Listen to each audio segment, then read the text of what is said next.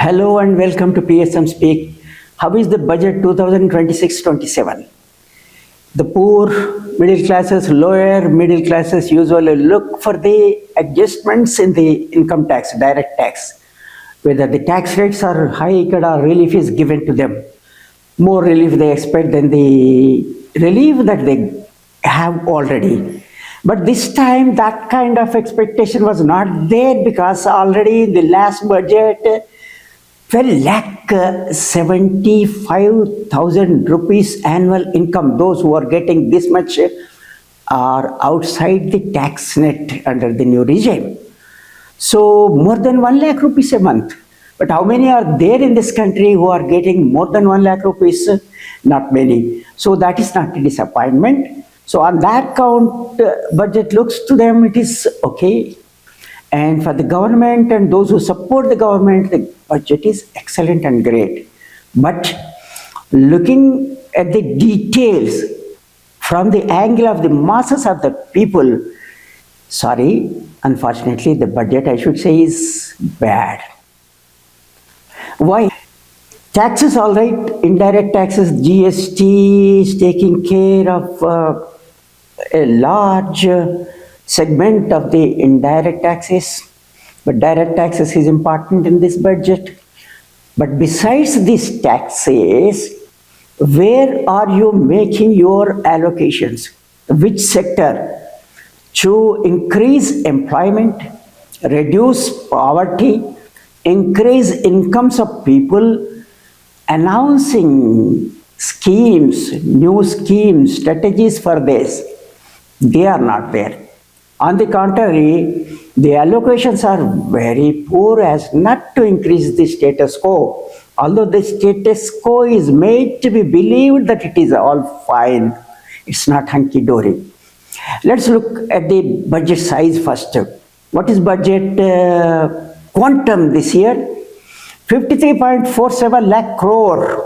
How much is this? 5.6% higher than the current year's budget.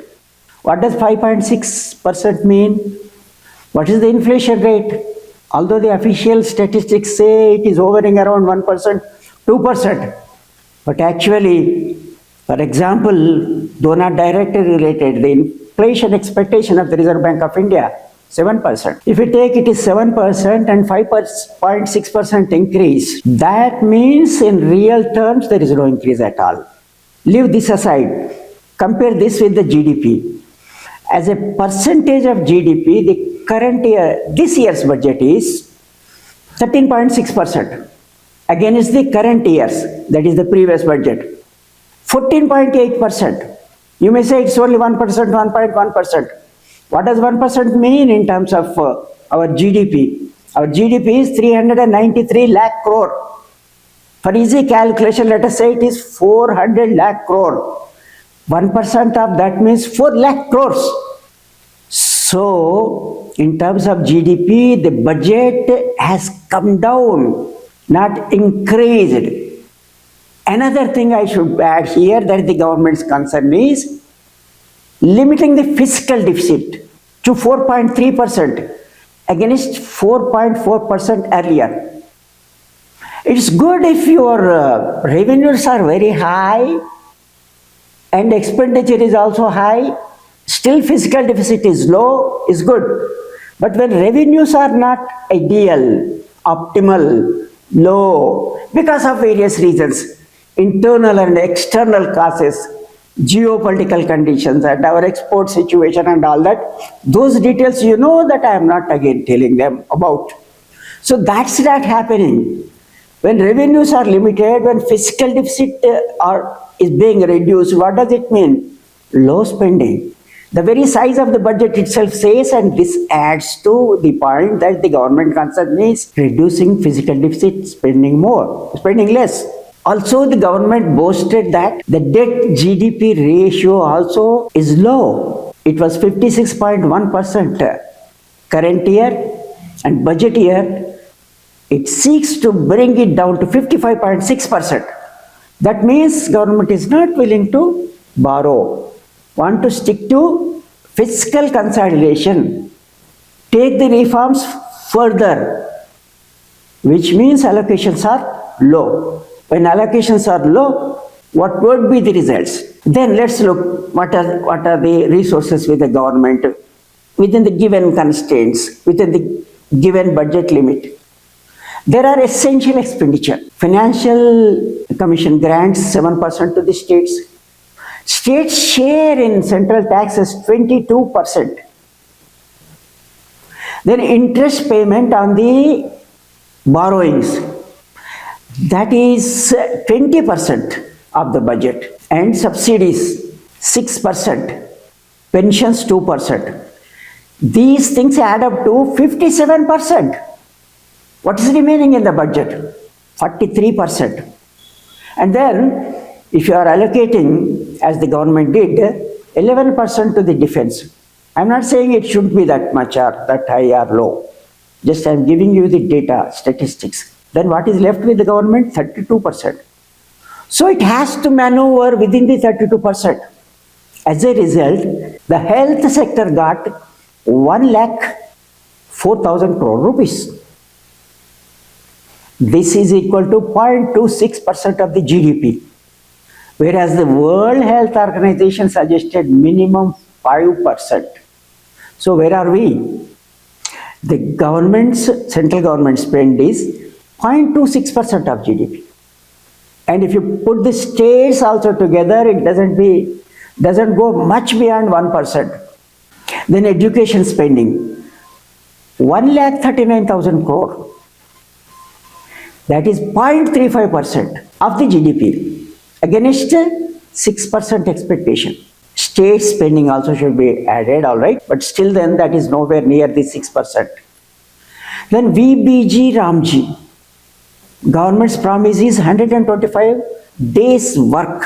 The opposition parties didn't believe. They said you are not going to provide 125 days work.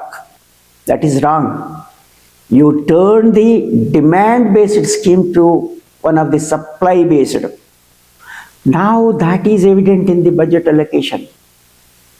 What is the allocation? It is 95,692 crore. If the government is honest in providing employment up to 125 days, it should have been 2,30,000 crore, not 95,000 crore and odd. So the promise is not being kept. Now unemployment. In an earlier video, I have given the state of employment and unemployment. Government says it is 3.2%. That means 97% are employed. If they are employed, how many are in informal sector? What are their wages? If you look at the per capita income of bottom 50% of the population, starting with the fifth decile, 10%, their per capita monthly income is 1,000 rupees, a little more than that. And those at the top, close to 50%, fifth decile, is 3,500, which means although you say that the employment situation is good, people are getting employment, so what kind of employment? What is the quality of employment? Are we looking in this direction to change the scenario? Then poverty level. We believe World Bank's data and say only 7 crore are poor in this country, absolutely poor.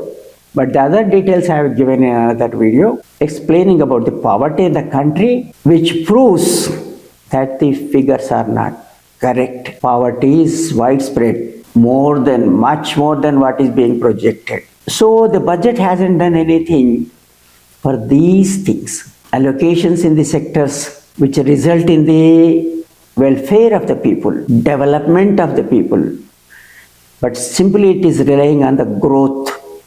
This approach that the growth yields jobs, which has been proved wrong, the approach not change. Concern is only on the fiscal deficit. Concern is only not spending. Neither government spending is enhanced considerably in this, although there are certain allocations, nor anything is done to increase the private investment. So without investment. How can poverty be reduced? How can jobs be created? So overall, the budget has not looked at the problems and at their root causes, much less any strategy, program or allocations to address these challenges. Thank you so much for so patiently watching this video. Please do subscribe to the channel if you haven't done it already. As you know, subscription is free. Thank you.